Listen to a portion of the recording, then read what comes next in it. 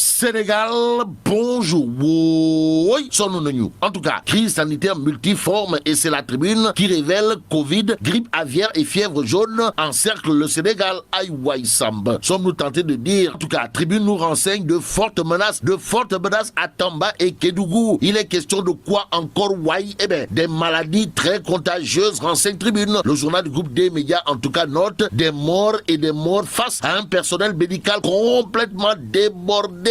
Des pays de la sous-région fuient complètement la volaille sénégalaise. Aux Sénégalaises et aux Sénégalais, tribune de renseigner des conséquences économiques et sociales désastreuses. Le désastre, voilà ce que relève Vox Populi. À la une du journal, on peut lire: le Sénégal confronté à un autre fléau après la Covid, la fièvre jaune revient et tue. Tué Diam. Bon, 8 cas détectés à travers le pays, dont 2 morts à Kidira, indique Vox Populi. Le journal de noter Touba, Saraya et Tilogne aussi touchés. Que retenir autour de ces fléaux qui encerclent le Sénégal? Sinon, ce qu'indique Vox Populi, à savoir, le ministère de la Santé lance une campagne de vaccination qui cible 800 000 personnes le 15 février prochain. En attendant, passons au quotidien. Le quotidien qui indique concomitance de plusieurs maladies. Le Sénégal rit jaune. La fièvre jaune vient s'ajouter au Covid-19 et la grippe aviaire, explique bien entendu le quotidien.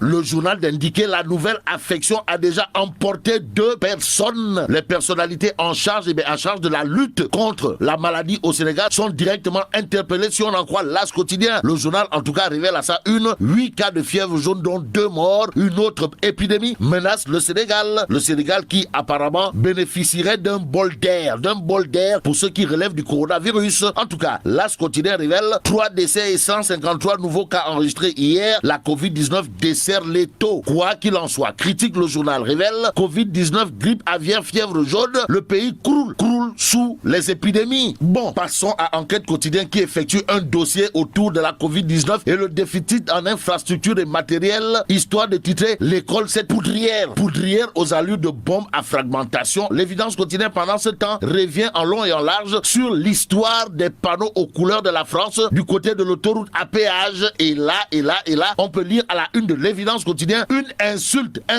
à la souveraineté du Sénégal, même s'il est dit coule fesse l'eau, mole yaplo. Eh bien, dans l'évidence quotidien, c'est le professeur Marie-Théo Nian, alias Marie-Théo Pythagore, qui est en mode Foulaïgaï Dakar. Pourquoi faire? Eh bien, pour dire que c'est une question de fierté nationale. En attendant, l'évidence veut savoir ici et maintenant qui bloque la renégociation du contrat entre l'État du Sénégal et Eiffage. Bon, passons à Sud Quotidien qui titre usurpation de fonction, faux policiers, gendarmes, magistrats, le business des hors-la-loi. Et c'est au nom de la loi que Sud Quotidien nous informe que la société civile sonne l'alerte rouge ou pas. En tout cas, le citoyen invité à s'imprégner de ses droits. Le droit qui doit être dit d'après Direct News. Le journal en tout cas révèle affaire Aminata Lodieng qui a enregistré et divulgué l'audio. En tout cas, le procureur doit sévir ici et maintenant. D'après Direct News, le journal indique son statut d'ancien ministre ne l'autorise pas. Alors là, pas du tout, à manquer de respect aux agents de défense et de sécurité. En tout cas, l'ancienne ministre, placée sous mandat de dépôt depuis lundi, fait face aujourd'hui au procureur, explique Direct News, le journal piloté par Pape Diogoy Faye ou le Lion de Ngekor, de renseigner que Aminata Lodieng a été humilié, traîné dans la boue et même vilipendé par le biais d'un enregistrement. L'enregistrement et la divulgation de cet audio constituent un fait grave de chez grave. D'après Direct News, au même moment, Source A s'arrête sur l'affaire Boubacar Seye qui sera entendu aujourd'hui par le doyen des juges. Et pour éviter d'être juge et partie, Source A nous dit que Ndeketeyo, Boubacar Seye souffre de son rein, Allahu Akbar, et qui disait que Dieu est grand, mais Ndabal Kadior n'est pas petit. En tout cas, Réumi Quotidien, par rapport à la divulgation de sa déclaration de patrimoine, révèle que Macky a reçu Ndabal Kadior au palais de la République. Dans Réumi Quotidien, il est question des coulisses d'une audience. Monsieur le chef de l'État, son excellence Gorou Adjaratou Marem Faye, dans tous ses états, indique Réumi Quotidien. Que retenir autour de cette histoire d'audience entre Mourak Sow? Sinon, on se dirigerait peut-être vers la dissolution de l'OFNAC. En attendant que tout soit peut-être cousu ou pas de fil blanc, passons au Témoin quotidien qui, au chapitre de la divulgation de son fabuleux patrimoine dans la presse, Barça d'une interrogation, à savoir Idrissa Seck Ndabal Kadior, ancien spermatozoïde, futur cadavre et adepte de la politique du Mourak Sow, serait-il victime des manœuvres machiavéliques de son allié février. En attendant de le savoir, passons à Tribune Quotidien qui est avec Moundiaï Sissé, président de l'ONG 3D. En tout cas, selon Moundiaï Sissé dans la Tribune, Sénat Moundiaï Diakhaté doit démissionner.